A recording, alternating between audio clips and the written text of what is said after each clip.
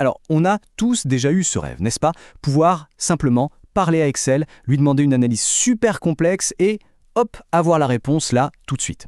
Eh bien, ce rêve, aujourd'hui, il a un nom. Microsoft Copilot. Sauf que, entre la promesse marketing et ce qui se passe vraiment, il y a un fossé. Et c'est justement ce fossé qu'on va explorer aujourd'hui.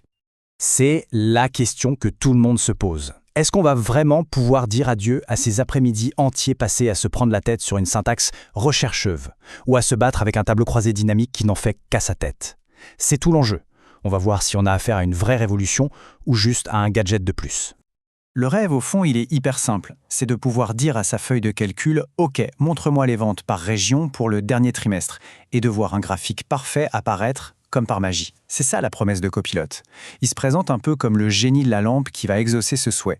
Reste à savoir si la magie opère vraiment. Bon, mais concrètement, c'est quoi ce fameux copilote? En fait, c'est assez simple à imaginer. C'est un peu comme un traducteur, mais intégré directement dans Excel.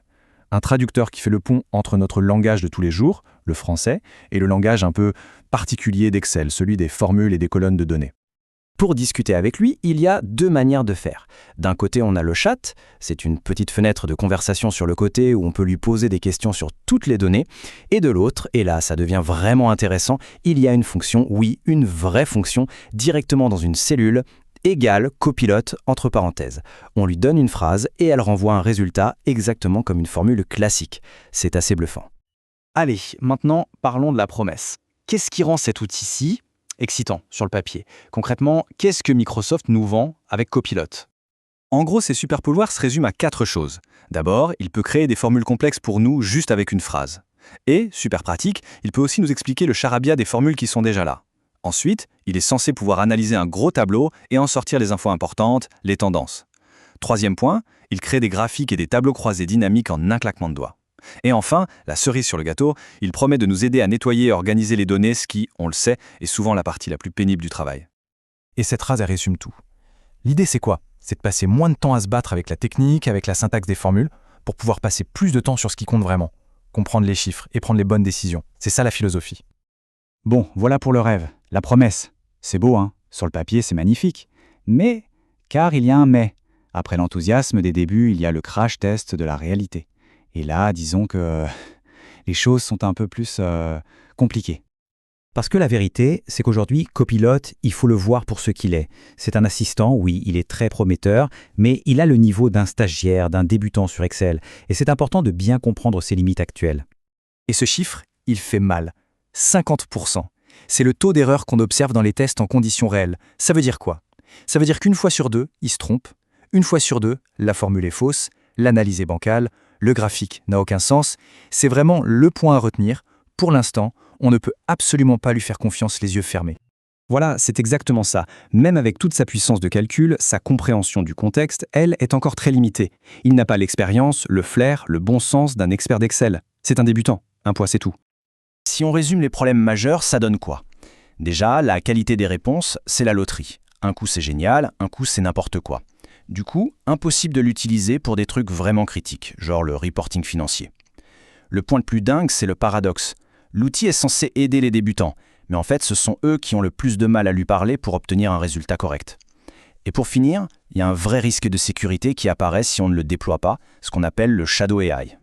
Alors, le Shadow AI ou l'IA de Louvre, c'est un vrai cauchemar pour n'importe quel DSI. Le problème est simple, si l'entreprise ne fournit pas un outil officiel et sécurisé comme Copilot, quel va être le réflexe des employés? Ils vont prendre leur tableau de salaire ou la liste des clients et faire un copier-coller dans un chat GPT gratuit sur le web.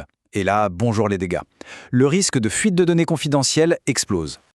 Mais attention, faut pas jeter le bébé avec l'eau du bain.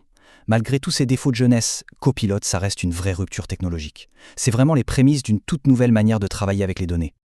Cette chronologie, elle est super parlante. Hier, c'était à nous de parler la langue d'Excel avec ses formules compliquées. Aujourd'hui, on entre dans l'ère de l'assistant, du copilote. Et demain? Eh bien demain, on aura des agents autonomes. On pourra juste leur dire « Ok, prends ce fichier de vente, trouve-moi tout ce qui cloche et prépare une présentation avec les points importants. » C'est ça le futur. C'est vraiment ça le changement fondamental. On passe d'un monde où il fallait être un constructeur, savoir assembler les briques de Lego, les formules, une par une, à un monde où il suffit d'exprimer son intention, juste dire clairement ce qu'on veut obtenir. C'est un changement de perspective complet. Et même avec ses défauts actuels, l'impact peut déjà être énorme. Prenons un exemple concret. Une équipe financière qui passe, disons, 10 heures par semaine à faire de la consolidation de rapports. Si Copilot arrive à automatiser ne serait-ce que 20% de ça, ça fait 2 heures de gagner, par personne, par semaine. Quand on multiplie ça par toute une équipe, sur toute une année, le gain de productivité devient juste colossal. Bon, alors, on en fait quoi de ce copilote aujourd'hui? La conclusion, c'est qu'il ne faut ni le rejeter en bloc, ni l'adopter les yeux fermés. Non, l'approche doit être beaucoup plus fine que ça. Il faut être prudent, et surtout stratégique. En pratique, ça veut dire quoi? Déjà, il faut le tester, se faire la main dessus pour bien comprendre où il est bon et où il est nul. Ensuite, il faut trouver des cas d'usage qui ne sont pas risqués. Par exemple, pour explorer des données, c'est super. Pour faire le reporting financier officiel, c'est non. Troisième point, évident mais crucial, la sécurité des données, c'est la priorité absolue. Et enfin, le plus important peut-être, il faut former les équipes. Pas Excel, mais à l'art de poser les bonnes questions à une intelligence artificielle. C'est une toute nouvelle compétence. Le message final, c'est celui-ci. Ignorer cet outil aujourd'hui, ce serait une vraie erreur stratégique. Les entreprises qui commencent maintenant avec prudence à l'apprivoiser, à comprendre comment ils pensent, à former leurs équipes, ce sont elles qui vont monter la courbe d'apprentissage pendant que les autres attendent. Et demain, quand la technologie sera mature, elles auront une avance considérable. Finalement, la vraie question, ce n'est pas de savoir si cette révolution va avoir lieu. Elle est déjà en marche. La question, c'est comment s'y préparer. Parce que le nouvel Excel, il est là. Et il se pilote de plus en plus avec des mots. La seule inconnue, c'est de savoir qui sera prêt à en profiter le jour J. Voilà, merci d'avoir suivi ce décryptage avec moi.